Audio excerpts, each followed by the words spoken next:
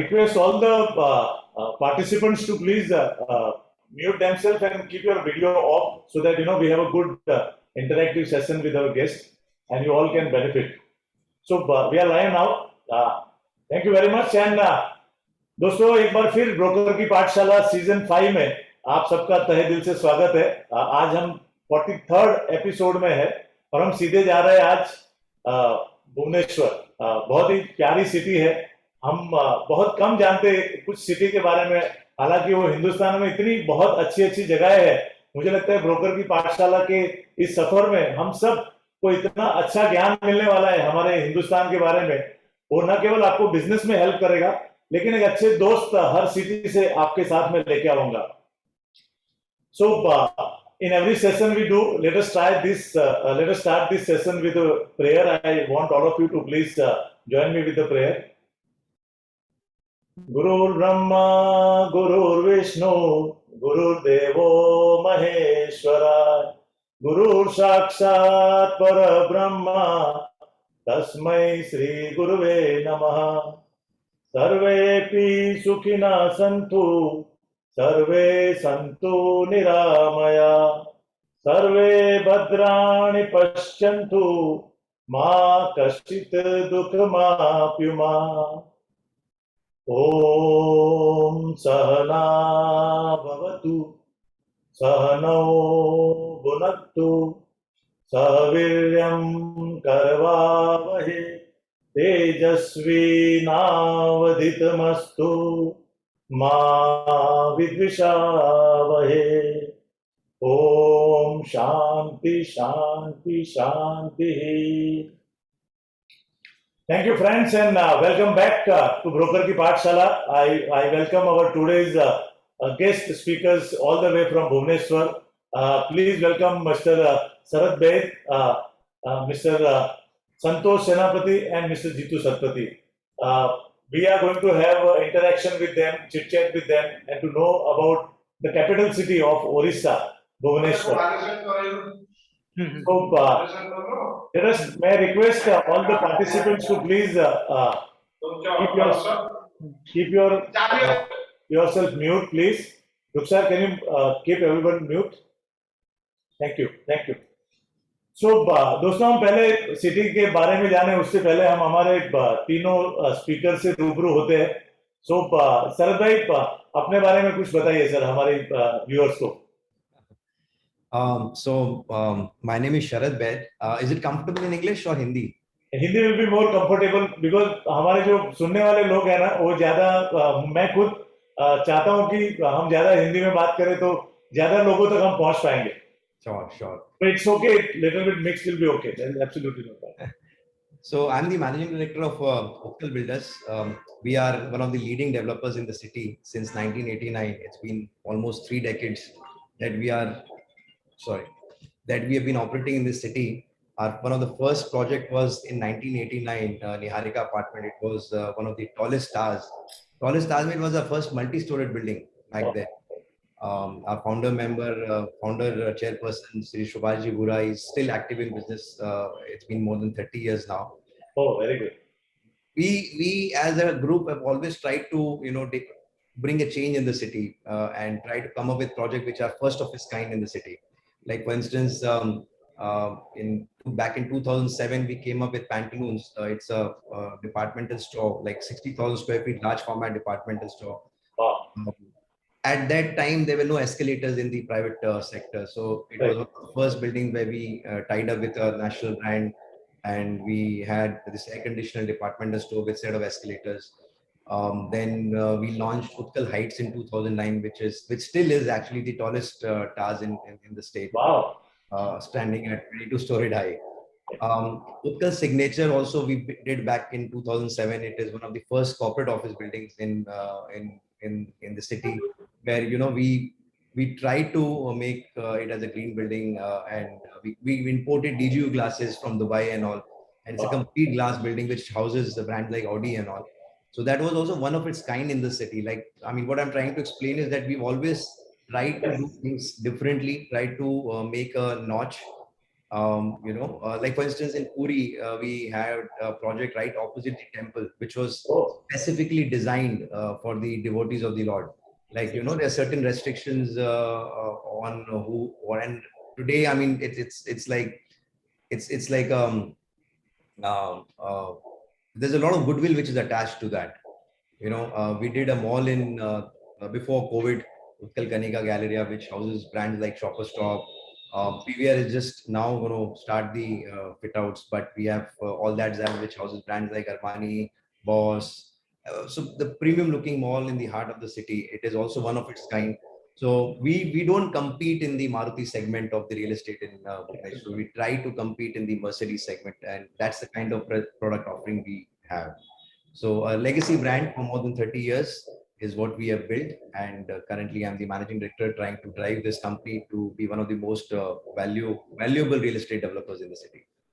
excellent. Thank you. Thank you, Saratji. I think coincidentally, I also started my company in 1989, so we share the same Right. age group. Oh, And I'm very happy to have you because, the purpose of bringing this city on this platform is right. to find someone who have that passion about that city. And I could feel that passion in your company who want to create something for the Bhubaneswar so that, the entire India, when they talk about Bhubaneswar, it should come to Utkarsh only. So thank you for sharing about your company. Uh, we have another speaker, Jitu Satpathy, a former Ranji player, cricketer, and came into real estate broking. Jitu, tell us about you. Sir, namaste and good evening, everyone. And how are you, Saratji? Happy to have you here.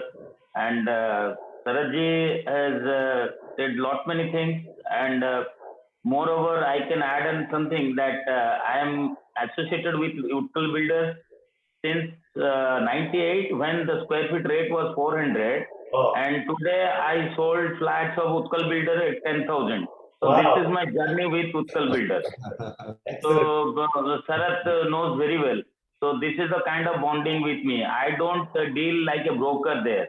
So I am a part of, and you can tell me, you can quote me as an employee of Utkal Builders. I don't have any. As our partner in Utkal Builders, I would say.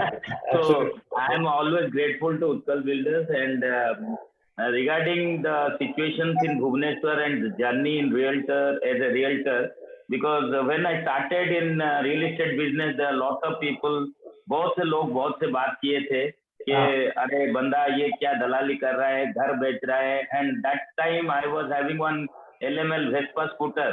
And trust me, till today I have not borrowed anything from my in-laws, neither from my parents. जो भी मिला है ये builder लोगों से मिला है, trust me. So this is open confession. तो मेरे को कोई बैकग्राउंड या कोई बैकअप कुछ भी नहीं था. तो बहुत स्ट्रगल करके हम यहाँ पे आए हैं, और उसके साथ क्रिकेट भी खेलते थे, उसके साथ ये मार्केटिंग का था. लेकिन एक चीज what I found is that my talent is to meet people, to make relationship and to click the deal.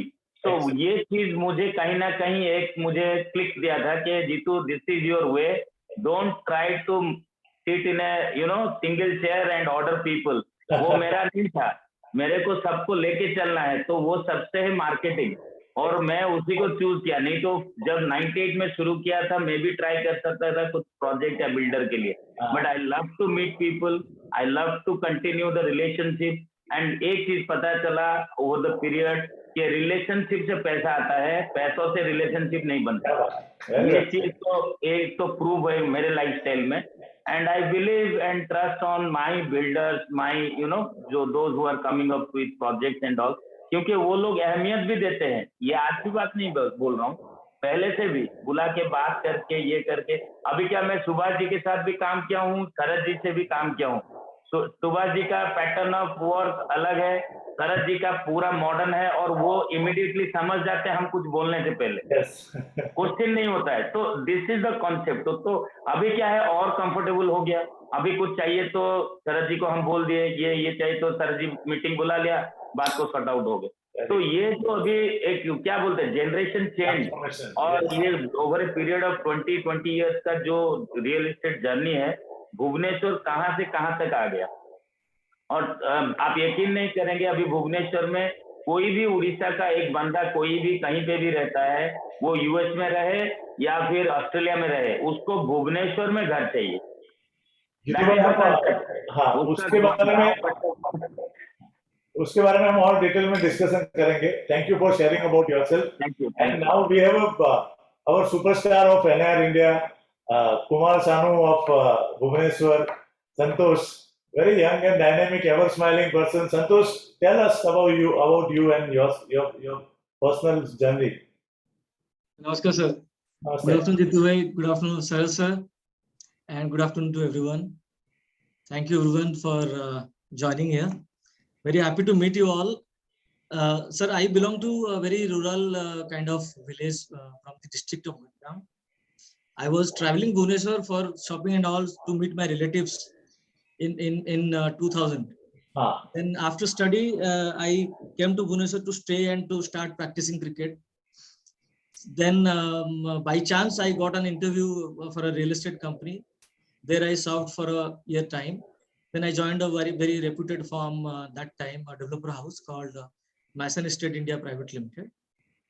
So I worked for 6 long years, and then I thought of starting my own consulting firm, and I established the company in 2011 June.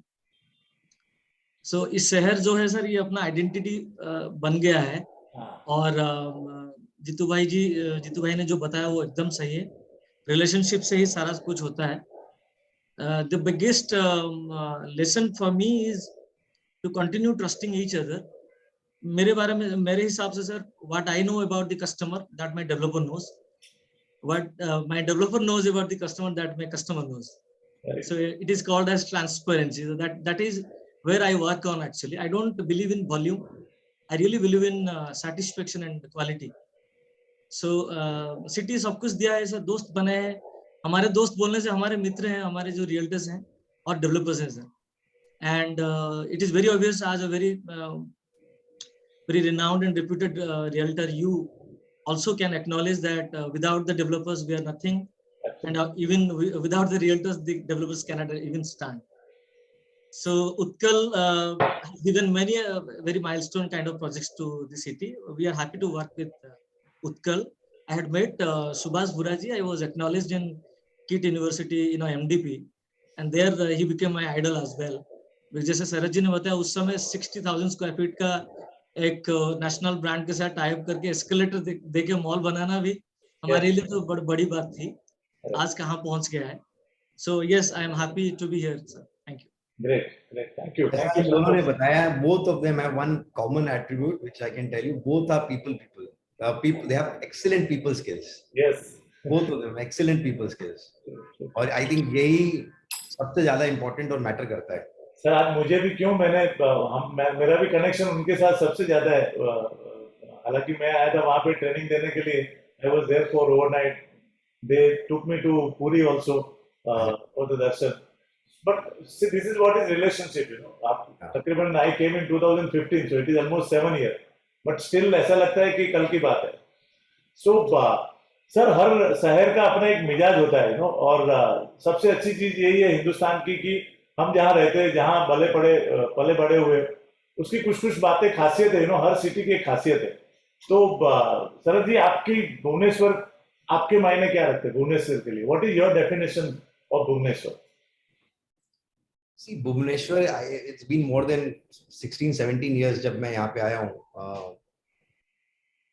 One of the best things that I see is the governance. एक जो यहाँ पे governance है, corporate governance है, और काफी development पे काम हुआ है. Very proactive government. वो बहुत बड़ा फैक्टर होता है. एक स्टेबल गवर्नमेंट है और पूरा सपोर्ट एक्सटेंड करते हैं. यहाँ पे क्या है, देखिए ऑनेस्टली बताऊं तो यहाँ पे गुंडागर्दी नहीं है, दादागिरी नहीं है कि आपको ये करना पड़े. If you see other cities like Calcutta और एनी यहाँ पे रियल एस्टेट में काफी दादागिरी चलती है. That I would give it to the government कि एक बहुत बड़ा फैक्टर है जिससे ये शहर हमारे लिए बहुत काम करने के लिए बहुत इजी है यहाँ पे. And other than that, very well planned city. If you know that it was planned by a German architect back in 1951 or so. A very well planned city in a grid format like Chandigarh. So very large roads, plantation. Abhi recently we had an event in Business Mela, and there was Arjun Rampal there. He was mentioning कि जैसे ही मैं बाहर आया और ये जो हवा मेरे को मिली, आप लोग लकी हो कि आप लोग यहाँ पे कि आपको इतना पोल्यूशन फ्री इन्वायरमेंट मिलता है. तो वो भी बहुत बड़ा फैक्टर है. मुझे I have lived for more than 3 years in Australia. मैं कलकत्ता में पला बड़ा हूँ, बट फिर भी मुझे भुवनेश्वर बहुत बहुत पसंद है. मतलब I really love this city. Excellent. काम ही अलग है. Very good. Yes, जीतू, आपके लिए भुवनेश्वर क्या मायने रखता है? मतलब what is your definition of Bhubaneswar?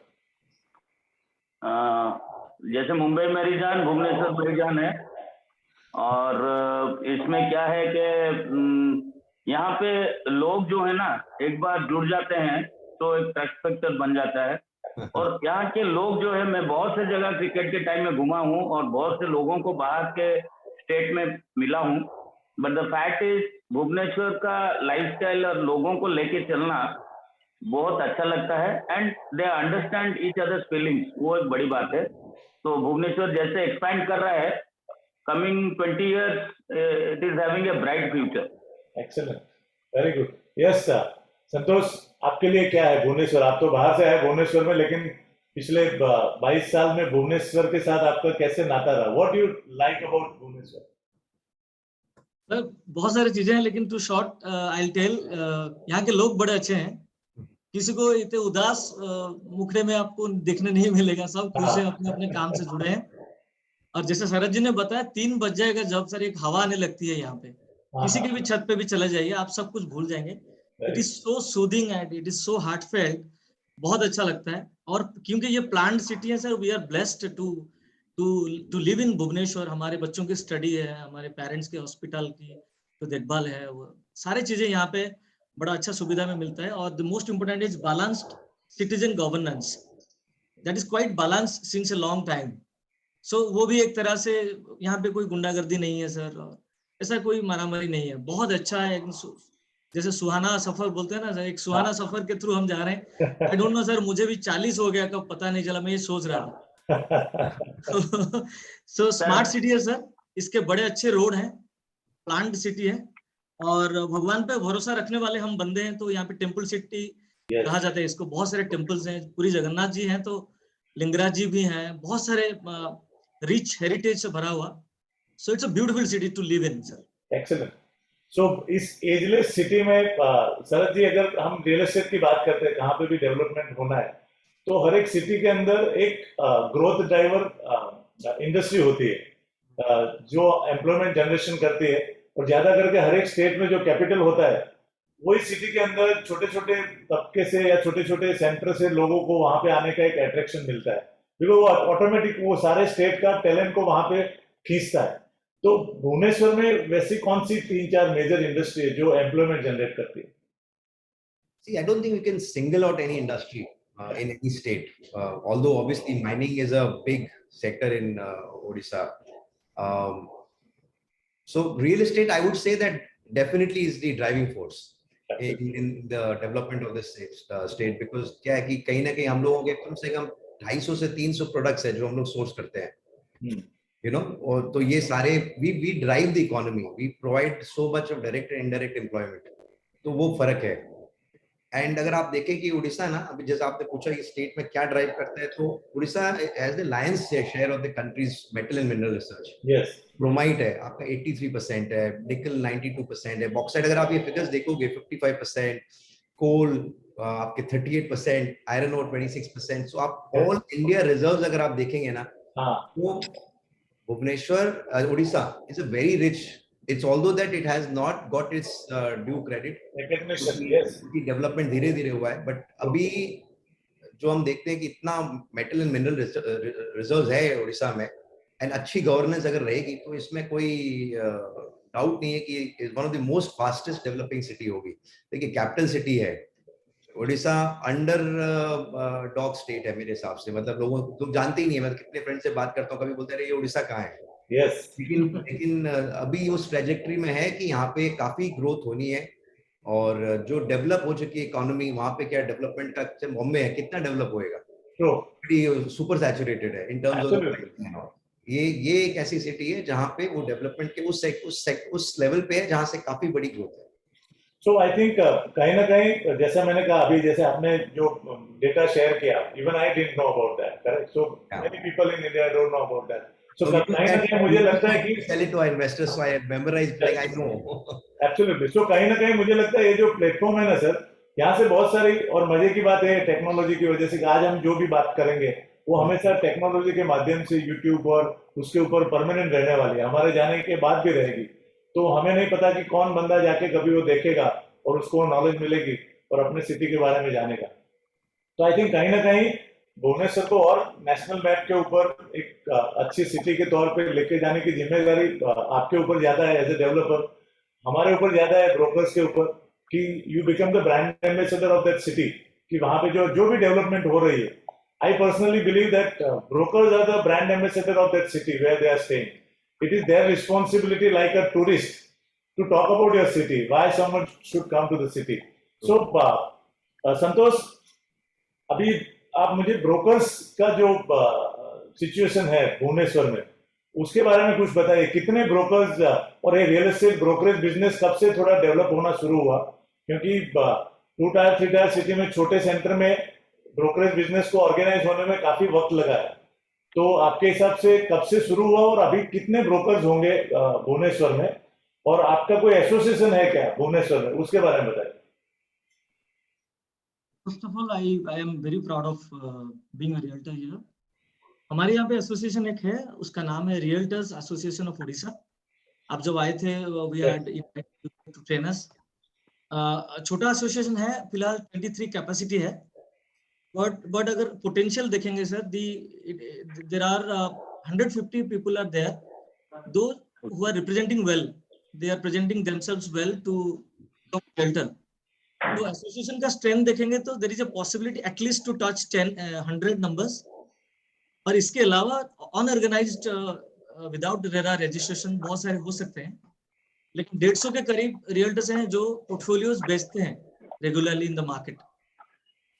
And I have been in ORA since last 10-12 years from the beginning itself.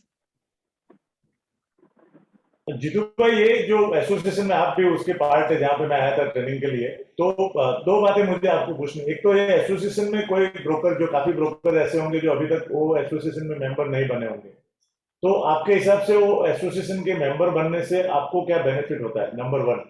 और आपके हिसाब से, बिकॉज टाइम चेंज हो रहा है, सेकंड जनरेशन, जैसा आपने कहा कि शरद भाई जो है वो सेकंड जनरेशन डेवलपर है, तो उनकी सोच, the way he is doing business is completely different than earlier generation, correct? आपको अगर उनके साथ मैच करना है तो आपको प्रोफेशनल बनना पड़ेगा. तो आपके हिसाब से how will you define a professional broker, आप किसको कहेंगे? देखिए, प्रोफेशनल ब्रोकर जैसे हम बोलते हैं, जो अपना ओरा है, Orissa realtor association under national real association नार के अंडर में है, तो उसका मेंबरशिप में पहले रहना है और अपना जैसे रेरा का रजिस्ट्रेशन लेना पड़ता है, वो डॉक्यूमेंटेशन होना चाहिए. आपका सर्विस टैक्स का या GST का जो डॉक्यूमेंटेशन रहना चाहिए, जो डॉक्यूमेंटेशन है वो पहले आपको करना चाहिए if you are a professional broker. And moreover, वो प्रोफेशनल ब्रोकर डॉक्यूमेंट से ज्यादा होता है कि how you maintain the relationship with the client and the builder. तो उसमें क्या होता है कि आपका प्रोफेशनलिज्म रहना चाहिए. Whatever commission, whatever remuneration you are expecting, it should be crystal clear and it should have a documented, everything should be documented. तो उसमें एक क्लैरिटी रहता है. और जिसको भी आप अप्रोच कीजिए with A proper attire, proper presentation with all the information, क्योंकि मैं हर एक क्लाइंट को सोचता हूँ वो एक ब्रोकर है, बिकॉज क्लाइंट के पास हमारे से 2 क्वेश्चन ज्यादा रहता है. तो हम सोचते हैं कि मेरे पास 10 क्वेश्चन है, ये सफिशिएंट है, लेकिन उसके पास 12 क्वेश्चन होता है. So while I approach the client, I always think that he is a better marketing or a realtor than me, so that I can convince him. वो समझ पाएगा. ऐसे कोई इनोसेंट नहीं है, आजकल सब नेट में सब मिलता है. तो जो प्रोफेशनल होता है उसको सारा चीज ये ध्यान में रखना चाहिए कि everyone is acknowledged, everyone is having knowledge about real estate. तो उसी हिसाब से आपका प्रोफेशनल अप्रोच और भी अलग हो जाता है. So this is what I think the professional should have this thing. Thank you, Jitu bhai. Sir भाई जो एसोसिएशन की बात कर रहे हैं, I am sure you must be knowing about Odisha association, but like Odisha association there are 45 city association in India, and उसका जो parent association है वो एनआर इंडिया है, that is called National Association of Realtor India. और NAR India was formed in 2007-2008 with 5 cities and with hardly some 150 members. But today we have grown to around 50,000 members across the country. And every year we have a national convention, where incoming president is coming from. So this year, current incoming president is from Bangalore. So in August, there will be a national convention which is happening in Bangalore, where we get around more than 1,500 brokers across the country. Many developers come there. It's a 2-day event. And amazing opportunity for all the brokers to be there, to meet so many people, to understand, to listen to national level speaker. So that's how we all are trying to bring that professionalism in our industry, so that we are your extended arm. Correct. So if we are trained, you can make more buildings. We will be able to sell it very professionally. So aapne, I think you have worked in all segment. You have developed most of the segment in Bhubaneswar. But what is your view about today's residential and commercial market in Bhubaneswar? और आज वहाँ पे किस type के property की ज्यादा demand है? Sir देखिए, क्लियरली कोविड में एक चीज तो हम लोगों को समझ में आ गई, ये मैं कई लोगों को बोलता भी हूँ कि the importance of home. Yes. ना ये पहले लोगों को उसका एहसास नहीं था. When everybody was confined to their respective homes, they kind of realized कि घर से ऊपर कुछ नहीं है. तो हम लोगों ने in fact we did a few campaigns also during COVID times. और कुछ करने को नहीं था, तो we went into the brand building campaigns.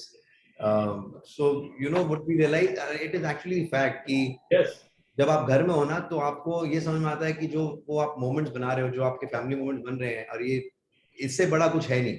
मतलब गाड़ी घोड़ा ये सब, आप घर से बड़ा कोई इन्वेस्टमेंट नहीं है. ये चीज मोरले लोगों को समझ में आ गई. yes, yes. In the last few years, I think since COVID, what we have seen कि demand for residential sector, especially in the finished property, has been tremendous. Yes. तो inventory जो भी थी completion की, completed projects की, वो सारी की सारी मोरलेस निकल गई.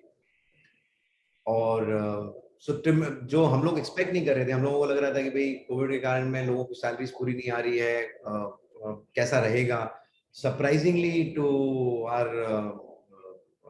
क्या कहें, pleasant surprise. Yes. Yeah, there has been a good demand. The prices have slightly gone up, but I would still say that the prices are, the demand is for quality products, क्योंकि aspiration भी बढ़ गई है लोगों की. ये नहीं कि भाई जो जनरली रेंटल अपार्टमेंट्स में था, या जो आपके वहां पे रहते थे, आउटस्कर्ट्स पे रहते थे, वो अभी आपके खरीद रहे हैं. जो 2 BHK में थे वो 3 BHK में जा रहे हैं. एस्पिरेशन हो गई कि थोड़ी क्वालिटी लिविंग हो, जहाँ पे ज्यादा अम्यूनिटीज हो. तो मोरलेस जो रेजिडेंशियल सेक्टर में तो अच्छी डिमांड है. Commercial definitely has taken a big hit. Retail तो as you all know, I mean, has been suffering. We own a few retail properties which are leased out. We have not even achieved 50% of the rental values during this entire last 2 years. So that has been badly affected, obviously. Corporate offices में भी demand थोड़ी कम है, because nobody is expanding. आज work from home का culture हो गया, तो नई offices तो बहुत ही कम लोग ले रहे हैं. IT sector है तो उनको अपनी जमीन मिल रही है. So I would say in terms of the trend in last 3 years, commercial has taken a hit, and it will slowly and slowly gradually go up, because it is the driving factor of the economy, the economy basically. Absolutely. Residential sector surprisingly बहुत अच्छा कर रहा है, और उम्मीद है कि आने वाले टाइम में और बेटर करेगा. Yes. So you are right. Residential खास करके luxury segment में all over India में, not all over India, all over world में it is really move faster.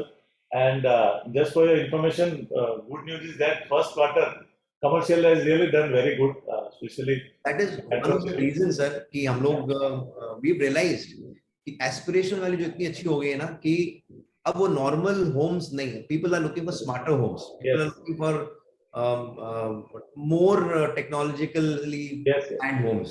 So अभी हम लोग क्या, रेरा भी आ गया है, तो हम लोग क्या है, as a standard practice, हम हमारे पहले नहीं करते थे, या पहले मेरे हिसाब से बहुत सारे बिल्डर्स भी नहीं करते थे. अब हम क्या है कि अप्रूवल के टाइम में ही हमारे सारे कंसल्टेंट्स हाँ। we architect instruction तो रहते ही थे, but MEP consultants, landscape consultants, interior designer for the common areas, ये Yes. भी हम लोग पहले हायर कर लेते हैं, डिजाइन डॉक्यूमेंट बना लेते हैं, अब कॉस्टिंग बना करके अप्रूवल लेके जब हम प्राइसिंग कर रहे हैं, प्राइसिंग स्ट्रैटेजी कर रहे हैं, तो हम अपनी कॉस्टिंग पहले से ले लेते हैं, Absolutely. तो उसके हिसाब से फिर हम अपनी प्राइसिंग करते हैं। तो मोरलेस अब ये समझ में आ गया कि क्वालिटी प्रोडक्ट ही आपका ड्राइव करने वाला है। अफोर्डेबल में तो देखिए बहुत कंपटीशन भी है, but we personally try to compete in that premium segment. Yes, yes. I think आप जब ये बात कर रहे थे ना, प्राइसिंग पहले फिक्स होना चाहिए, उस वहां से मुझे फिल्मों की याद आती थी। पहले के जमाने में जब बॉलीवुड में फिल्म बनती थी, तो वो प्रोड्यूसर और डायरेक्टर ऐसे ही स्टार्ट करते थे, दो हीरो फाइनल हुए, स्टोरी थोड़ी एक फर्स्ट फेज आ गया एंड दे स्टार्टेड, और धीरे धीरे एंड में जब भी स्टोरी कुछ अलग ही निकलती थी और उसको 5 साल 6 साल 7 साल लग जाता, वो अब नहीं चलता है। आज you must have heard Akshay Kumar interview quite a few times, वो बोलता है कि अगर किसी को प्रोफेशनली काम करता है तो 29 डेज में पूरी फिल्म पूरी होती, विद इन 29 डेज, प्रोवाइडेड जैसा आपने कहा कि सब चीज आपकी पहले से फिक्स है। तो so I think we are also slowly our industry is slowly transforming, Absolutely. and we are really proud that we are now recognized as other industry like automobile or telecommunication. Right. अब संतोष, आपके हिसाब से क्योंकि हर जगह पे ऐसा हुआ है कि जो रेडी की इन्वेंट्री कुछ बैलेंस थी, वो पोस्ट लॉकडाउन खत्म हो गई ज्यादा करके सिटी में, एंड सडनली लोगों को थर्ड लॉकडाउन के बाद में एक अलग कॉन्फिडेंस आया था। ऐसा लगा कि हम पिछले, कभी कभी होता है ना, हम एक ट्रैफिक में अटक जाते हैं, कहाँ एक ही जगह पे 2, 2.5, 3 घंटा खड़े रहते हैं, और उसके बाद जैसा ट्रैफिक खुलता है तो जो स्पीड से लोग भागते हैं, आई थिंक वही स्पीड मुझे रियल एस्टेट में भी दिखाई रही है शरद जी, की मुंबई में आप देखेंगे चारों ओर कंस्ट्रक्शन चालू है, मतलब इतने सारे प्रोजेक्ट नए अप्रूवल होके आए हैं क्योंकि रेडी इन्वेंट्री खत्म हो गई। तो शरद, अपना संतोष, आपके भुवनेश्वर में अभी नए प्रोजेक्ट्स कितने आ रहे हैं, मतलब कितनी इन्वेंट्री आ रही है? To start with, I'll just speak out my heart about the why it happened in post pandemic. एक तो ये होम लोन का जो रेट है पिछले 14-15 साल से इतना रिकॉर्ड नीचे चला गया, मतलब 6.5%। मुझे याद है हम फिक्स्ड रेट ऑफ इंटरेस्ट में हम 14% में देते थे, लोन्स मिलता था, हम अरेंज करवाते थे, वो एक हेल्प हो गया सर। और दूसरा, घर में जो रहने का जो मौका मिला लोगों को, घर में normally since it is a very kind of life time saving, तो इसमें डिसीजंस लगते हैं सबके, तो घर में रहने का मौका मिला सबको, और they thought of doing something good for the future. और तीसरा sir, Bhubaneswar is a state capital, तो हर कोई को 7th पे कमीशन लग चुका है, even a government teacher is earning ₹1 lakh per month. सो हर कोई चाहता है कि इमूवेबल प्रॉपर्टीज में इन्वेस्ट करे, और घर से अच्छा हो नहीं सकता, तो इंडिविजुअल्स मार्केट बन गया भुवनेश्वर सर। इन्वेस्टर्स मार्केट था पहले, लेकिन बाद में जाके इंडिविजुअल्स मार्केट बन गया, तो that has really boosted up the moral of the developers and somehow it has increased the sale actually. आपका सर जो आप क्या पूछ रहे थे सर नेक्स्ट वन? मैंने पूछा कि अभी नए प्रोजेक्ट्स कितने आ रहे हैं इन्वेंट्री के हिसाब से। नए sir, sir will be happy to know that he knows what is coming on the way. But sir मैं अगर मुझे पूछेंगे, जब तक जहां तक मेरा नॉलेज है, probably there are 10,000 to 15,000 inventories are available in the market now being RERA registered. मुझे खबर है कि और 15,000 यूनिट्स आ रहे हैं, that is on the way to launch. So बहुत सारे प्रॉपर्टीज आ रहे हैं सर, इसके बारे में शरद जी थोड़ा अच्छे से बताएंगे regarding the affair and all, क्यों ये ऐसा हुआ है। But yes, there are much more projects to come, लेकिन बेचने के लिए हमारे पास बहुत है अभी ऑनगोइंग प्रॉपर्टीज। मेरा क्वेश्चन अगेन संतोष को रहेगा, व्हाट आई अंडरस्टैंड काफी अप्रूव्स हुए हैं। यस, जिन्होंने कभी बनाया नहीं उन्होंने 30 तल्ला का अप्रूवल बना लिया, ले लिया। Yes, yes. प्रॉब्लम ये है कि जो ये सैचुरेशन आएगा वो मतलब इंडिस्पेंसिबल है, मतलब आना ही आना है, और स्पेशली स्मॉलर सिटीज में ये सैचुरेशन बहुत जल्दी आता है। यस, तो आई एम जस्ट वरीड कि ये सैचुरेशन आए, कहीं लोग गलत इन्वेस्टमेंट में ना फंस जाए, कहीं प्रोजेक्ट डिलीवर हो ना हो। Although RERA is there, but बहुत लोगों ने बहुत काम अप्रूव करा लिया है, इतना हो पाएगा नहीं हो पाएगा ये सोचने की वाली बात है, बट सैचुरेशन तो आने वाला है, 2 साल बहुत बड़ा सैचुरेशन आने वाला है। So that is why we realtors are here to guide them where to invest, where not to. Credential matter करता है sir, and that we are taking care of actually. yes, yes. So पहले शरद जी, मैंने जब industry join की 89-90 में मुंबई में, तो तभी ऐसा था कि real estate was very very unorganise business, cash transaction ज्यादा होते थे, कोई एडवर्टाइजमेंट नहीं आता था, पेपर एडवर्टाइजमेंट नहीं आता था, developer never way selling direct apartment, they needed broker, customer also needed broker, because payment किसको देगा, किसके भरोसे पे देगा, और नो टेक्नोलॉजी, कुछ भी नहीं था, मतलब we were doing business in a very, और जिसको, जैसा जीतू ने कहा, जिसको कुछ काम नहीं था वो ब्रोकर बन गया, मतलब it was not a respectable job for developer और ब्रोकर ऑल्सो, कि 2 नंबर के लोग हैं जिसको गुंडागर्दी आती है, मकान खाली करने को आता है, ऐसे लोग रियल एस्टेट में, मतलब that was the status of the real estate industry as a whole. True, true. तो उस जमाने में घर भी कम बनते थे, हाउसिंग लोन नहीं थी, तो जो बनता था वो बिक जाता था, और बाकी किसी चीज की मार्केटिंग की या कोई कॉस्ट ही नहीं थी। बट हम पिछले 3 डेकेड से देखेंगे, स्पेशली 91 के बाद इंडियन इकोनॉमी ओपन हुई, उसके बाद 2005 के बाद फॉरेन डायरेक्ट इन्वेस्टमेंट आ गया रियल एस्टेट में, एंड टेक्नोलॉजी, लास्ट 4-5 साल में टेक्नोलॉजी ने पूरी इंडस्ट्री को, मतलब मैं मेरी जिंदगी में जब मैंने बिजनेस स्टार्ट किया तो मैं 5 किलोमीटर के दायरे में 6 साल तक काम करता रहा, और आज देखो मैं इधर बैठ के, मुंबई में बैठ के आप सबसे बात कर रहा हूँ। I think that is the biggest transformation according to me which has happened in our life. So मैं आपको ये पूछना चाहता हूँ कि पिछले 10 साल में, एक होता है कि आप कुछ भी बनाते हो, जैसा आपने कहा, चलो पैसा डाला हो एक्सेल सीट के ऊपर, आपका इतना कंस्ट्रक्शन कॉस्ट, इतना लैंड, इतने में बेचो, I think those time is gone now. आपको कुछ भी चीज अगर स्टार्ट करने से पहले, जैसे आपने कहा, आपका एग्जैक्ट कॉस्ट आपको पता होना चाहिए, आपकी एजेंसी फिक्स होनी चाहिए, आप ये दिन को डिलीवर कर पाएंगे, उतना पैसा आपके पास अकाउंट में होना चाहिए, तभी जो प्रोजेक्ट स्टार्ट करता है उसका कुछ वैल्यू होता है, टाइम बाउंड होता है, एंड वो ही लोग टिक पाएंगे इस मार्केट के अंदर across the country, not in Bhubaneswar, पूरे इंडिया में जो डेवलपर इस प्रोसेस से काम करेगा वो टिक पाएगा। 10 साल में आपने भुवनेश्वर में कस्टमर बिहेवियर में क्या फर्क देखा है, और प्रोडक्ट के अंदर क्या ट्रांसफॉर्मेशन आया है Bhubaneswar as a city? Sir ये तो आई थिंक जीतू भाई और संतोष भी बता पाएंगे बेटर, बट बहुत ट्रांसफॉर्मेशन हुआ है Bhubaneswar in the last 10 years, और last 5 years I would say बहुत मेजर ट्रांसफॉर्मेशन आया है। बहुत सारी नंबर ऑफ मॉल्स आए हैं, बेटर प्रोजेक्ट्स आए हैं। सो कस्टमर एस्पिरेशन जो आप पूछ रहे थे ना, पहले क्या ये छोटा टाउन था तो 4 तले की बिल्डिंग बनती थी, करेक्ट, मोस्टली 5 स्टोरीड बिल्डिंग बनती थी, उसी मोरलेस वही था, और आपने ठीक बोला, कैश ट्रांजैक्शन होते थे, ब्रोकर्स के थ्रू होते थे, but gradually with the advent of technology पूरा कम्युनिकेशन चैनल बदल गया है, large projects, lifestyle projects, township projects बन रहे हैं, तो बहुत मेरे हिसाब से तो भुवनेश्वर में लास्ट 10 साल में बहुत बहुत चेंज आया है in comparison to any other city that I have seen. Bhubaneswar has grown a lot, specially in the last 5 years।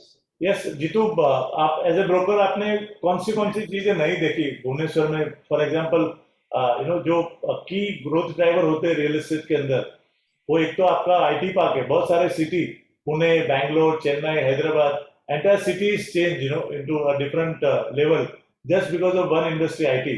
सो ऐसी कौन सी इंडस्ट्री आपके वहां आई, या क्या डेवलपमेंट हुआ जिससे पूरे सिटी को फायदा हुआ? जैसे देखिए, रियल एस्टेट और माइनिंग दोनों में बहुत इजाफा हुआ है, बहुत मतलब बेनिफिटेड हुए हैं सब लोग। और मेन चीज ट्रांसफॉर्मेशन की जो आप बोल रहे हैं उसका एग्जैक्ट ये है कि पहले जब हम फ्लैट बेचते थे, प्रॉपर्टी बेचते थे, उसमें अगर आप कुछ भी एक्स्ट्रा डाल दो तो कस्टमर सोचता था कि इसके पास बिल्डर का इसमें से बहुत प्रॉफिट है, समझाना पड़ता था। आज की डेट में अगर आप उसमें अच्छा डाल के और प्राइस उसका डबल भी लो, वो इजीली कन्विंस होता है, बोलता है नहीं नहीं नहीं, जेन्युइनली बिल्डर का कॉन्सेप्ट है और फ्यूचर विजन है, इसलिए वो ऐसा बनाया। वो जो बात करने का तरीका है, दैट इज द ट्रांसफॉर्मेशन। वो बिल्डर को भी एनकरेजमेंट मिला कि चलो हम ये रिस्क ले सकते हैं। नहीं तो आज की डेट में गेटेड कम्युनिटी में हम जब फ्लैट बेचते हैं इजीली सेल होता है रादर देन स्टैंड अलोन में, क्योंकि लोगों को चाहिए कंफर्ट लेवल और जो अच्छे फैसिलिटीज।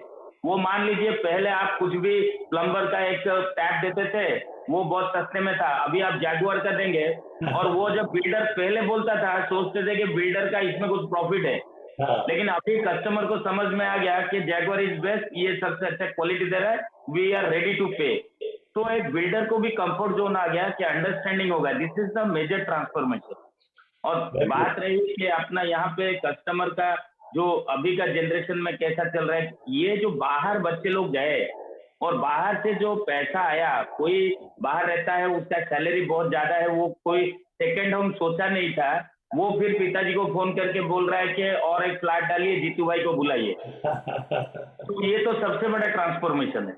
Excellent. हमको भी बिजनेस मिला, बिल्डर को भी बिजनेस मिला, तो बाहर का भी बहुत से पैसा भुवनेश्वर में आया। जितने उड़िया लोग बाहर रहते हैं, they also shown their interest that we will go for the second property, third property, whatever, but real estate is the best safest investment.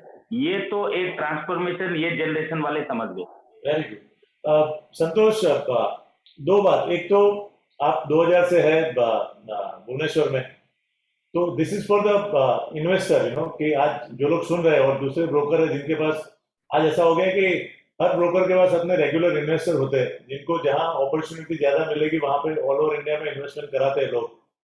तो आपके हिसाब से लास्ट 20 साल में आपने कितना अप्रिसिएशन देखा भुवनेश्वर में, और आगे चल के आगे 5 साल में what kind of appreciation you are expecting? अगर किसको भुवनेश्वर में इन्वेस्ट करना है तो कौन सी प्रॉपर्टी में इन्वेस्ट करना चाहिए, रेसिडेंशियल में, प्लॉटिंग में या कमर्शियल में, और क्या आपको लगता है कि बेनिफिट मिल सकता है? अनलाइक अदर सिटीज यहाँ पे अप्रिसिएशन भी मिला है, लेकिन प्रैक्टिकली अगर देखेंगे, एक फ्लैट में खरीदूंगा और 5 साल के बाद अगर मैं एग्जिट लेता हूँ, कुल मिलाकर कुछ ज्यादा प्रॉफिट उसमें से नहीं आता, क्योंकि हमारे होम लोन्स उसमें अटैच्ड होते हैं और उसमें ईएमआई चलते हैं। बट यस, अगर लॉन्ग टर्म की सोचें, I can give an example. मैंने 2007 में 37.5 लाख में एक डुप्लेक्स हाउस बेचा था। Now that is costing me 1 crore 15 lakhs. Oh, so that was about 2007 or 8 hardly. So we can think that in 13-14 years it has becoming thrice a time actually. yes, yes. तो लोगों के रुचि भी change हो रहे हैं sir यहाँ पे। और प्लॉटिंग जो बता रहे हैं आप, प्लॉटिंग में ज्यादा इंटरेस्ट है, लेकिन मैं एक बार बात कर रहा था शरद जी से regarding to get some plotting projects. It is not viable according to the law we have in Bhubaneswar. Otherwise there is a huge requirement, like in south cities आप देखेंगे, बाहर साउथ में बहुत अच्छे गेटेड प्लॉटिंग्स होते हैं। रायपुर में भी काफी प्रोजेक्ट्स मैंने देखे हैं। अदरवाइज अगर कोई डिस्प्यूट फ्री प्लॉट मिलता है उसमें बहुत अप्रिसिएशन मिलता है। और commercial, like you know as well in India what is happening with commercial properties. Commercial यहाँ पे बहुत सारे बने नहीं है, अभी बनना शुरू हुआ है लास्ट 5 साल में। आगे जाके मैं सोचता हूँ कमर्शियल में रुचि आएगी, क्योंकि मैं जो प्रॉपर्टी में अभी बैठा हूँ वो इतना अच्छा कर रहे हैं, मुझे अंदाजा नहीं था कि इतना अच्छा कर जाएगा। So we are looking forward कि कमर्शियल भी आगे अच्छा करे। शरद जी, अभी जो आपके कमर्शियल प्रोजेक्ट्स है, ऑफिस बिल्डिंग और रिटेल मॉल जैसे फॉर एग्जांपल, तो उसकी कुछ कॉस्टिंग आइडिया दे सकते हैं कि कैसी प्राइसिंग है अभी, so that you know people can understand कि आज ये प्राइस में अगर कोई एंटर होता है। There are lot of investor who invest in commercial. हर इन्वेस्टर की अपनी एक लाइकिंग होती है। कुछ लोग ऐसे जो रिटेल में इन्वेस्टमेंट करते हैं, उनको प्री लीज रेंटल खाना रहता है, अच्छी ब्रांड है कि भाई 20 साल तक भूल जाओ आप, यू नो, जैसे आपकी स्टारबक्स हो गई या मैकडोनल्ड हो गई। कोई लोग बैंक वाले इन्वेस्टर है जो बैंक को जगह देते हैं। सो आज समझो भुवनेश्वर में कमर्शियल और रिटेल का क्या प्राइसिंग है, और अगले 5 साल में आप क्या एप्रिसिएशन देखते हो, और रेंटल वगैरह कैसा है? कमर्शियल में कॉस्ट, सबसे पहले आपने पूछा तो कॉस्ट तो क्या है, वेरी सब्जेक्टिव। आप एक बिल्डिंग 1800-2000 रुपीज स्क्वायर फीट में बना सकते हैं, एक बिल्डिंग 3000 में बन सकती है। नहीं, I am asking out sale price. आज मिनिमम से मैक्सिमम क्या एक रेंज है सेल प्राइस? जैसे उत्कल गैलरी हमने बनाया, हमारा construction cost 4000 rupees square feet से ऊपर आया है। करेक्ट। बट एनीवेज वो सेल मॉडल ही नहीं है, वो कंप्लीटली लीज मॉडल है। हाँ, हमने लीज ही किया है, ऑल्दो 2 साल से lease rentals are affected, but eventually the objective is that we build an asset class. Absolutely, we know it's a sustainable asset class. हमें लीज मॉडल में यही रहता है सर कि अपने जो भी कंस्ट्रक्शन कॉस्ट हुई, बैंक फंडिंग जो भी ली हुई, हम लीज मॉडल से उसको सर्विस कर दें और इन टाइम्स टू कम धीरे धीरे वो क्लियर हो जाए। ट्रू। सो बट कमर्शियल में आपको प्राइसिंग पॉइंट ऑफ व्यू से कोई आप कह नहीं सकते, बट मोस्टली जनपथ वगैरह या जो अच्छी कमर्शियल रिटेल एरिया, वहाँ पे सब लीजेबल रेंटल प्रॉपर्टीज है। हाँ, तो क्या रेंटल रहेगा रफली? रेंटल देखिए, लार्ज फॉर्मेट जो हमारे मॉल में, हमारा एवरेज रेंटल करीब 100 रुपए पर स्क्वायर फीट है। That is on carpet area? No, chargeable area. Chargeable area. Chargeable में कितना फर्क आता है कारपेट और उसके अंदर? लोडिंग है अपना प्लस स्पेसेस में 66%। सो आप 150 रुपए का, अगर कारपेट वापेट में देखें तो 150 रुपए का रेंटल है, वो 100 रुपए वो है मॉल्स में, बट हाई स्ट्रीट में आप 300 रुपए भी है, 200 से 300 रुपए है, but that is the kind of rental generally दी जनपद है या कोई अच्छी प्रॉपर्टीज है वहां कमांड किया है। And what about ऑफिस का रेंटल कितना है वहाँ पे, ऑफिस बिल्डिंग में? ऑफिसेज में surprisingly rentals are very very low. आप 25 से 30 रुपए में भी ऑफिस नहीं जाएगी। तो ऑफिस में लोग इन्वेस्ट ही कर ले रहे हैं, लोग खरीद लेते हैं, बिकॉज लीज रेंटल प्रॉपर्टीज, हम we work with mostly national brands, हमारी जितनी भी प्रॉपर्टीज है all lease to national brand, तो वो खरीदते नहीं है, वो ऑल लीज पे है। लेकिन अगर आप ऑफिसेज की बात करें तो वहां पे 4-5 हजार रुपए से लेकर के 7, 7.5, 8 हजार रुपए स्क्वायर फीट का प्राइस है, डिपेंडिंग ऑन द लोकेशन। वहां पे रेंटल वैल्यू तो 25-30 रुपए में मिल जाएगा आपको, 35 ये वेरी लो। एक्चुअली मैं देखता हूँ तो सब जो स्टेट लेवल के जो कैपिटल्स है वहाँ पे ज्यादा करके सब सिटी में यही हालत है, एक्सेप्ट फ्यू एक्सेप्शनल है, अहमदाबाद हो गया जैसे, बिकॉज वहाँ पे अभी बहुत सारी डेवलपमेंट है, वो गांधीनगर में गिफ्ट सिटी आ गई, बड़ा स्टेडियम हो गया, तो दूसरे इंफ्रास्ट्रक्चर की वजह से, और पॉपुलेशन बहुत ज्यादा है अहमदाबाद का, तो वो हिसाब से थोड़ी प्राइसिंग अप बढ़ गई है। अदरवाइज बाकी सब जगह पे जो आपने बताया वही है, बड़े फॉर्मेट में रेंटल अच्छा मिलता है, नेशनल लेवल की ब्रांड है, बट छोटे फॉर्मेट में जो वहाँ के लोकल इन्वेस्टर है वहाँ पे उतना रेंटल यील्ड उतना कमर्शियल ऑफिस स्पेस में नहीं है। संतोष, अभी का जो माहौल है आपका भुवनेश्वर का, उसके हिसाब से आपका जो ब्रोकर्स का जो एसोसिएशन है, अभी तो आप बोलते हैं हार्डली अराउंड 100 के अंदर आपके मेंबर्स है, तो जो डेवलपर की बॉडी है वहां की क्रेडाई, आपका उनके साथ में क्या रिलेशनशिप है? कुछ रेगुलर आपके उनके साथ में भी कुछ प्रोग्राम होते हैं कि म्यूचुअल बेनिफिट हो सके उससे? और रेरा आने के बाद आपके प्रोफेशन में कितना फर्क पड़ा, ब्रोकर के प्रोफेशन में? Sir, first question regarding CREDAI, पहले से तो अच्छे संबंध रहे हैं, हम सारे कनेक्टेड हैं अच्छे से, but yes it is person to person kind of relationship and it can be broaden up. कि बड़ा हो सकता है जब एसोसिएशन थोड़ा बड़ा स्केल में आए, 60-50 लोग आए हैं साथ में जो अच्छे काम कर रहे हैं मार्केट में, तो और सारे जैसे हमारे एनआर इंडिया के बायलैटरल एग्रीमेंट्स पहले से साइंड हैं क्रेडाई के साथ, नरेटको के साथ, वो अगर एक बार आते हैं, क्योंकि एक्सेप्टेंस लेवल कब होता है ना, जब सब आप परफॉर्म करते हैं, एसोसिएटेड हो जाना और परफॉर्मेंस देना डिफरेंस होता है, तो रिलेशनशिप वहीं से होते हैं। तो it's person to person basis now, ज्यादातर लोगों के साथ है संबंध, बट इसको और ज्यादा दुगना तिगुना किया जा सकता है sir. Excellent. And regarding RERA, thanks to central government to implement RERA, बहुत अच्छा हुआ है सर, क्योंकि अनऑर्गेनाइज्ड मार्केट था सारे जगह, और people have got educated actually, क्या खरीदना है क्या नहीं खरीदना है, एटलीस्ट वो समझ में आ जाते, तो हमारा जो रिस्क फैक्टर होता है कहीं ना कहीं वो बहुत कम हो जाता है। हम थोड़ा कोशिश करते हैं कि एटलीस्ट डेवलपर का क्रेडेंशियल देख लेते हैं, हालांकि उनके पास है रेरा, फिर भी जैसे शरद जी बताए, डिलीवर कर पाएगा या नहीं कर पाएगा उसके लिए उसका बैंक बैलेंस देखना जरूरी है। हालांकि उसको फिगर पता नहीं है, लेकिन जितना काम किया है डेवलपर ने मार्केट में, उससे हमको कहीं ना कहीं पता लगता है what is the strength. So before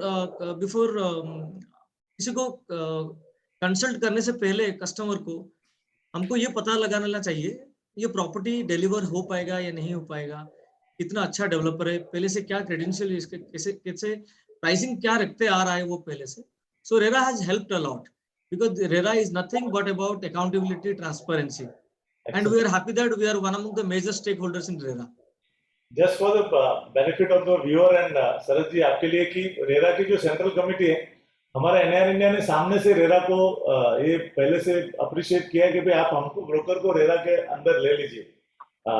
मतलब ये पहली ऐसी ऑर्गेनाइजेशन होगी जो गवर्नमेंट को सामने से जाके बोलती है कि हमको आप अंदर रेरा के अंदर ले लीजिए। एंड जो 11 मेंबर की कमिटी है, सेंट्रल कमिटी एडवाइजरी, उसमें हमारे एनआर इंडिया के chairman is one of the committee member in 11। सो आज एनआर इंडिया ने क्रेडिबिलिटी वहां पे एस्टेब्लिश की है गवर्नमेंट के साथ में कि we want to be very very professional people, we want to make a difference while doing business in the life of customer. Right Jeetu, अभी जिस तरीके से डेवलपमेंट हो रहा है आपके भुवनेश्वर में, करेक्ट, आप तो पहले से है भुवनेश्वर में, तो पहले जैसे शरद जी ने कहा पहले 4-5 माले की बिल्डिंग बनती थी, अभी कुछ 10 माले की भी बनेगी शायद, I don't know how which is the tallest tower in your city, but अभी रूल्स चेंज हो रहे हैं डेवलपमेंट के हिसाब से, बहुत सारा कंस्ट्रक्शन एक्टिविटी आता है, तो उससे कुछ क्वालिटी ऑफ लाइफ में क्या फर्क पड़ेगा आगे? ऑब्वियसली क्वालिटी ऑफ लाइफ में तो डिफरेंशिएट आ गया बहुत, क्योंकि आपका गेटेड कम्युनिटी जो आ गया एंड हाई राइज टावर्स जो आ गए, लोगों को वो एक मेट्रो फील आ कि चलो हम भुवनेश्वर में है लेकिन बैंगलोर, चेन्नई, मुंबई में रहने जैसा हमारा लाइफस्टाइल है। तो वो एक एडवांटेज है। और हाई राइज का एक एडवांटेज ये है कि पहले ही आप जब हाई राइज कोई भी 20 फ्लोर 30 फ्लोर का भी जैसे आ रहा है, पहले दिन ही आपका पेंट हाउसेस बिक जाता है। वो एक कॉन्सेप्ट है जो लोगों को बहुत डिमांड है। और लाइफस्टाइल की बात करेंगे तो एक गेटेड कम्युनिटी में सारा चीज मिल गया, जो कि स्टैंड अलोन बिल्डिंग में आपको थोड़ा कहीं पे नजदीक में कोई ग्रोसरी दुकान है या कुछ भी कमर्शियल से उसमें ये कर रहे थे। लेकिन गेटेड कम्युनिटी का कंसेप्ट अभी इतना बढ़ गया है, जो भी अभी कस्टमर का इंक्वायरी आता है, ये आस्क वन क्वेश्चन, उनका फैसिलिटीज क्या है, उनका क्या क्या एम्यूनिटीज है। तो ये सब चीज जो है ना, वो कंसेप्ट पूरा चेंज हो गया, because now the new generation has came up. तो वो लोग क्या बाहर भी रहते हैं और भुवनेश्वर में भी प्रॉपर्टी लेते हैं, और उनके पेरेंट्स भी अगर सेटल होते हैं तो हाई राइज में वो लोग गेटेड कम्युनिटी ही प्रीफर करते हैं, because of the safety and security. वो एक सबसे बड़ी बात होता है। तो कॉन्सेप्ट तो बहुत चेंज हो गया है, और थॉट प्रोसेस जो है वो पूरा डिफरेंट लेवल पे चला गया, इसलिए सबको काम करने में एक अच्छा लगता है। लेकिन जो शरद जी बोले थे कमर्शियल और ऑफिस स्पेस का, I agree with him, because this office price is very low compare to the retail. Correct, जनपद का जैसे आप 200 प्लस के ऊपर आपका ग्राउंड फ्लोर जा रहा है, इमीडिएटली आप ऊपर फ्लोर चले जाइए, वो 10 से 80 रुपए हो जाता है करेक्ट, या 60 रुपए हो जाता है। तो उसको थोड़ा कैसे, मतलब ऑफिस स्पेस बनाने के लिए सबको डर लगता है कि ये बिकेगा कि नहीं, रेंट पे चढ़ेगा कि नहीं, ये एक क्वेश्चन है। तो इसको भी थोड़ा डेवलप भी करना है हमको। आई थिंक उसके लिए शरद जी, मैंने चाइना में एक कॉम्प्लेक्स देखा था जहाँ पे बिल्डिंग तो तकरीबन 30, 35, 40 माले की थी, लेकिन उसमें सारी चीजें थी। वहाँ पे नीचे रिटेल मॉल भी था, पार्किंग लॉट भी था, उसके बाद सर्टन फ्लोर जो थे वो आपको जिमिंग वगैरह थे, कुछ फ्लोर्स में खाली रेस्टोरेंट्स थे, कुछ में खाली सर्विस अपार्टमेंट थे। So there were multiple profession in the same building, you know. तो जब आपको अगर वैल्यू क्रिएट करनी है तो you will have to bring some innovation, you know, in your city. Sharad ji, आपसे दो क्वेश्चन है। आपने कभी जो ऑटोमोबाइल है फॉर एग्जांपल, या टीवी, वो कहां से खरीदा है आपने? इलेक्ट्रॉनिक स्टोर से। Correct, you will not go to Sony TV की कंपनी से तो आपने खरीदा है। सोनी टीवी भी लिया है तो कोई स्टोर से लिया है, करेक्ट, और ऑटोमोबाइल भी लिया है तो कोई डीलर से लिया है। So I think, don't you think now the time has come for real estate also? That, you know, good company, good developers. We have seen corporates have entered. आज Godrej, L&T, Tata, ये सारी जो brand है sir, वो multi city काम करती है। We are also part of their channel partner team. They are not interested in selling directly. Yeah. They have created a huge, aggregator of channel partner across the country. आज उनके पास कम से कम 25,000 से 30,000 RERA registered brokers है जो उनकी channel sales में है। They are just providing information to this channel sales. Just imagine, they are just marketing their product. And जो भी सिटी में आपको गोदरेज या उनका कोई भी प्रॉपर्टी अहमदाबाद का या मुंबई का बेचना है, तो you will find the channel partner in small city of India. So that change has started in India now. So what is your view for the future of this, this industry? And second question is, how do you see the future of Bhubaneswar in another 2-3 years down the line? What kind of appreciation you can, if you want to invite investor in Bhubaneswar, what will you sell? How will you sell that?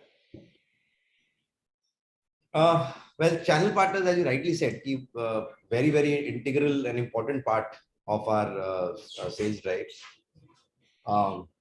Because कहीं ना कहीं at the end of the day, आप see, but Bhubaneswar में क्या दोनों concept है, it's such a small city, तो लोग आ ही जाते हैं, ऐसे ही आ जाते हैं. Yes, yes. आ जाते हैं. But at the same time, channel partners also play a very, very important role. क्योंकि कहीं ना कहीं जो ट्रस्ट, जो गैप जो ब्रिज करते हैं, वो वही कर पाते हैं. Absolutely.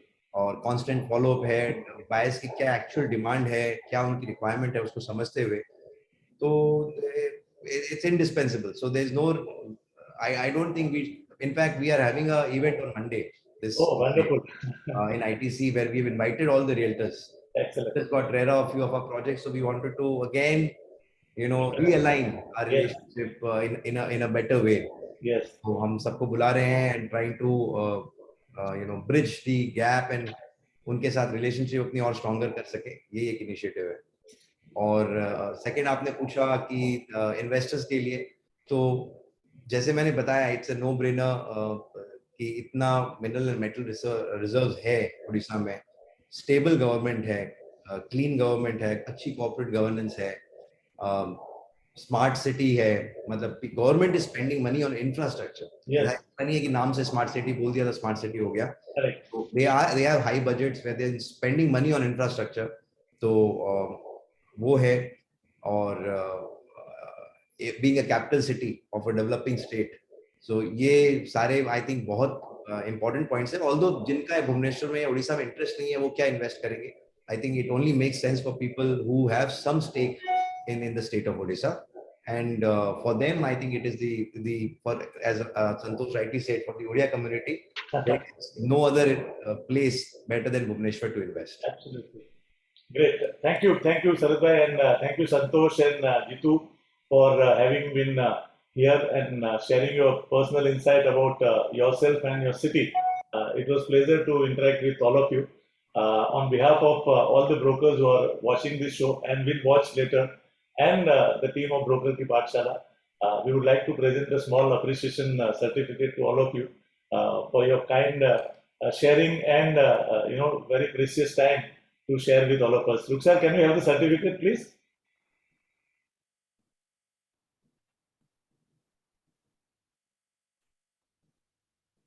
Ruksar?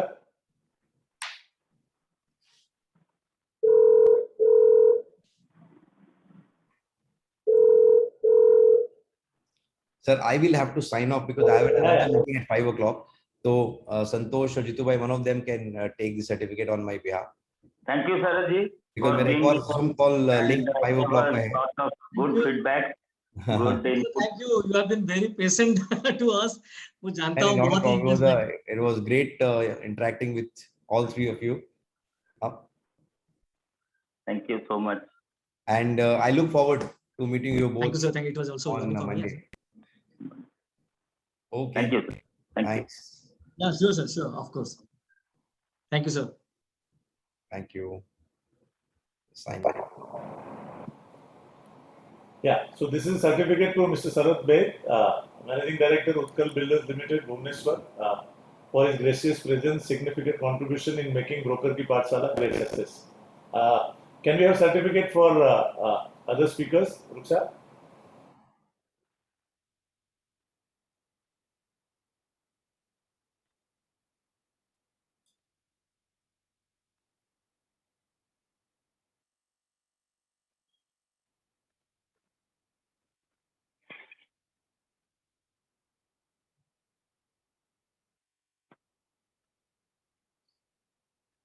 Certificate of appreciation to express our gratitude to Mr. Santosh Senapati, founder Rainbow Assets Private Limited, Bhubaneswar, for his gracious presence and significant contribution in making Broker Ki Pathshala great success. Santosh, thank you very much, my dear friend. Please accept this appreciation certificate.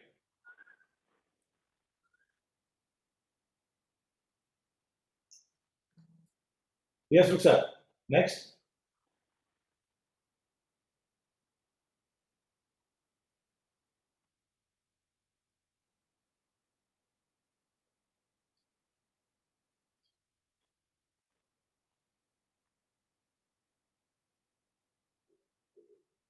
Broker Ki Pathshala, an initiative by Square Feet Foundation to express our gratitude to Mr. Jitu Satpathy, Property Consultant, Apartment Booking Center, Bhubaneswar, for his gracious presence and significant contribution in making Broker Ki Pathshala a great success.